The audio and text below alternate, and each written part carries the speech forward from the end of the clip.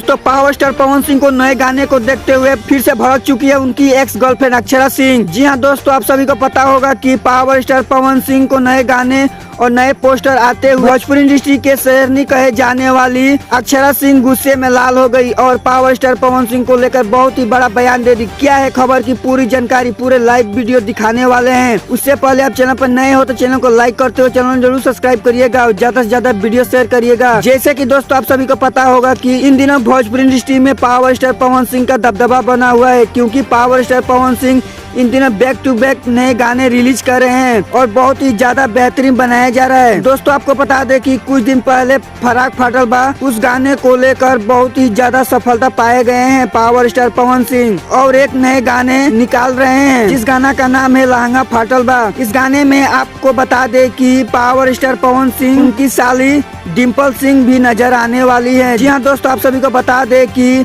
Power star Pawan Singh और डिम्पल सिंह एक नजर आने वाली है। उसी को देखते हुए पावर स्टार पवन सिंह की एक्स गर्लफ्रेंड अक्षरा सिंह पूरे गुस्से में लाल हो गई। फिर दोस्तों आपका इस पर क्या राय, अपनी राय जरूर कमेंट बॉक्स में बताइएगा।